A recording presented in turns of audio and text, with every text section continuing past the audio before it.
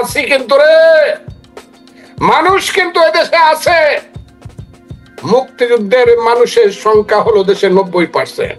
আমার বাবার যে পিঠে, আমার 14 পুরুষের যে পিঠে আমার যে পরিচয়, আমি যে বাংলার একজন মানুষের সন্তান, আমার 14 পুরুষের ভিটে বাড়ির যে পরিচয়, আমার নাম যে ফজলুর রহমান, আমার নামটাও তারা দাওয়াল রায় মুছে দিতে চায়। আমার নামটা হলো আমি মুক্তিযুদ্ধের ফজলুর রহমান। তারা এখন বলতে চায় 5ই আগস্ট নাকি 47-এর মুক্তিযুদ্ধ আর 24-এর মুক্তিযুদ্ধ হয়েছে, 71-এর মুক্তিযুদ্ধ নাকি ভাইয়ে ভাইয়ে ঝগড়া হয়েছে। আমার নাম ভুলিয়ে দিতে চায়, আমার পিতার নাম ভুলিয়ে দিতে চায়, আমার অস্তিত্ব ভুলিয়ে দিতে চায়। আমার মুক্তিযুদ্ধকে যখন ভুলিয়ে দিতে চাইলো, তখন প্রথম এই হতভাগা ফজলুর রহমান বললাম না, মুক্তিযুদ্ধকে ছাড়বো না। মুক্তিযুদ্ধকে যারা ভুলিয়ে দিতে চায়, সে আলবদর রাজাকারের বাচ্চাদের নাম আমি ভুলাই দিব। কথাটা খুব বুঝার চেষ্টা করেন।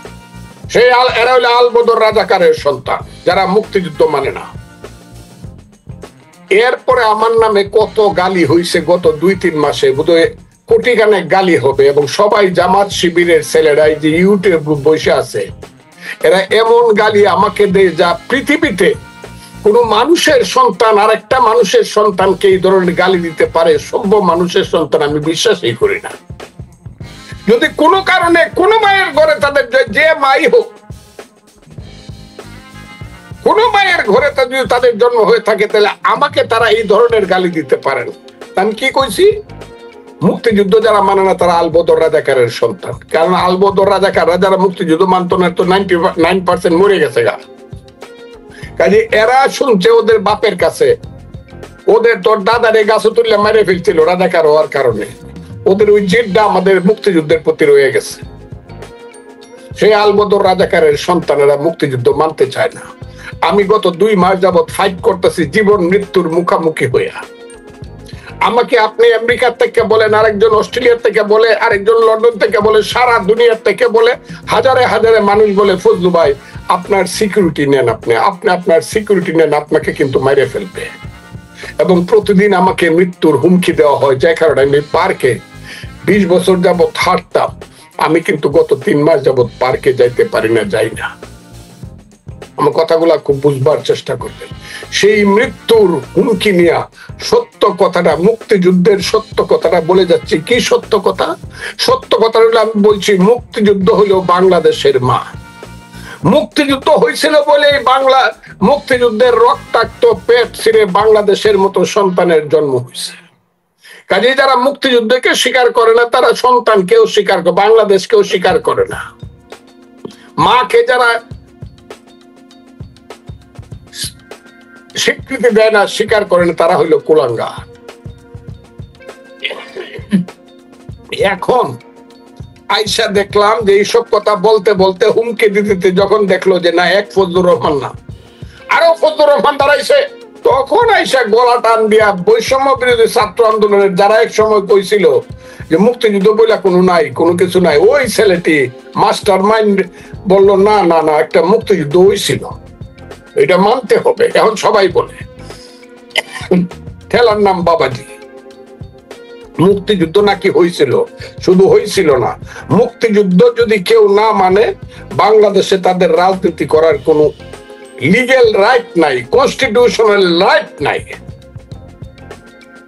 কারণ কনস্টিটিউশনটাও মুক্তিযুদ্ধের মধ্য দিয়ে গেছে। আমরা যখন এই শুরু করলাম, ডিফারেন্সটাও আস্তে আস্তে শুরু হইলো। কেউ বললো এটাকে আফগানিস্তান বানায় ফেলবে, কেউ বললো এটাকে সিরিয়া বানায় ফেলবে, কেউ বললো শরিয়া আইন করে ফেলবে, শরিয়া আইন করে অন্য সবাই যারা মুক্তিযুদ্ধ করে তাদেরকে দেশ থেকে বিদায় করে দিব। কেউ বলল এই দেশে আগে সবকিছু ঠিকঠাক হবে, এবং অত্যন্ত গোপনে মিটিকুলাসলি এখন আমার মাথার মধ্যে ঢুকছে। আমাদের প্রধান উপদেষ্টা জনাব ইউনূস সাহেব, এখনো রেসপেক্ট করি আমি বয়সের কারণে, উনি যে বলছিলেন এই ইংরেজিটা তখন আমার মাথার মধ্যে ঢুকে নাই, এখন ঢুকছে যে তারা অন্তর্বর্তীকালীন সরকারের নামে ওই যে কালো শক্তি, ৭১-এর কালো শক্তির সমস্ত ইনস্টিটিউশন গুলা দখল করার সুযোগ দিছে।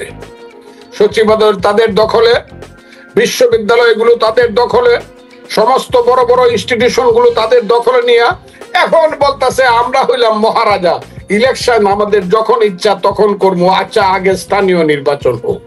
এই কারণে আমাদের মধ্যে ডিফারেন্স হয়েছে। এই কারণে ছেলেরা যে পথে বসছে, সিংহাসনে বসছে, ময়ূর সিংহাসনে, গতিটা বড় তুলতুলে লাগে। আমাদের গ্রামে একটা কথা আছে, সিলুক দেয়, সিলেটে এবং কিশোরগঞ্জে বিয়াতে গেলে কয়ে দুলাবাইরে শালীরা সিলুক দেয়, ঘর আছে দোয়ার নাই, মানুষ আছে রাও নাই। রাও বুঝেন তো? ঘর আছে দোয়ার নাই, মানুষ আছে রাও নাই।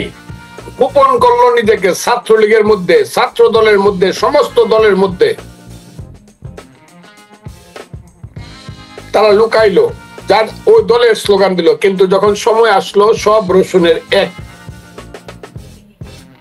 এক স্থান, তারা বলতে শুরু করলো না না না, আমরা তো সব হইলাম শিবিরের ভ্যানগার্ডে আমরা আন্দোলন করছি, আমি তো হিজবুত তাহরির, আমি তো আল কায়দা, আমি তো আরো আরো আরো আরো। এটা শুনলে পরে শরীর কাটা দিয়ে উঠে, হাইরে বাংলাদেশ, মুক্তিযুদ্ধের বাংলাদেশ, আমরা নাকি এখানে আল কায়দা হিজবুত তাহরির করার জন্য আমরা নাকি দেশ সৃষ্টি। তারপরে আমি ফজলুর রহমান আল্লাহ উপরে কোনো গৌরব করি না, আমার মতো একজন নিরীহ লোক, আমি বললাম ঠিক আছে আপনাদের সব মানি, আপনারা শরিয়া আইন করবেন করেন, আপনারা বাংলাদেশের মুক্তিযুদ্ধের নাম বদলায় ফেলবেন ফেলেন, ৭১-এ মুক্তিযুদ্ধ ছিল না করেন, ৪৭-২৪-কে মুক্তিযুদ্ধ ঘোষণা দেন।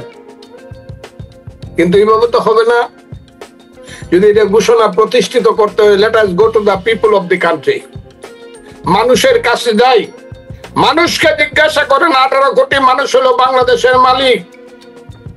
আপনি শরিয়া আইন করতে চান, আপনি ইসলামী দল করেন, ঠিক আছে যান। মানুষ যদি জামাতে ইসলামকে ভোট দেয় ২/৩, তারা কনস্টিটিউশন পরিবর্তন করে ইসলামিক রিপাবলিক অফ বাংলাদেশ লেখো। অন্য দলকে যদি দেয়, কমিউনিস্টদেরকে, তারা লেখো যে দেশ কমিউনিস্ট দেশ, কিউবার মতো হয়ে গেছে। আবার কাউকে যদি ভোট দেয় গণতান্ত্রিক দেশ, গণতান্ত্রিক দেশ তো আছে পিপলস রিপাবলিক অফ বাংলাদেশ।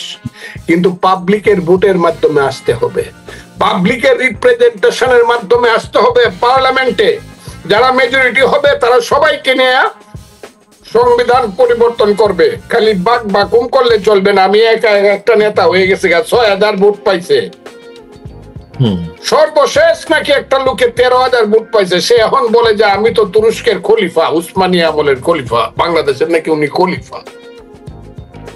এবং আগামী ইলেকশনেও 10% ভোট পাইতে যে দলটির খুব কঠিন হবে, সেই দলটি এখন সারা দেশের সবাইকে ২ সাপের ১ বিষ নৌকার ধানের শীষ বইলা, বিএনপি হলো চোর, বিএনপি হলো সান্দাবাজ, ধান্দাবাজ, এরাও দেশ চালাইতে পারবে না, এক দল খাইয়ে গেছে আর এক দল খাওয়ার জন্য ইলেকশন চায়, এইসব কইয়া মাঠে মাঠে ওয়াজ মাহফিল সৃষ্টি করিয়া, ওয়াজের নামে রাজনৈতিক বক্তৃতা করিয়া এই দেশটাকে এমন একটা পর্যায়ে নিয়ে গেছে, যে পর্যায়ে গেলে পরে মানুষ মনে করবে এই দেশে বুঝি ধর্মের নামে ব্যবসা করার রাজনীতি ছাড়া আর কিছু নাই।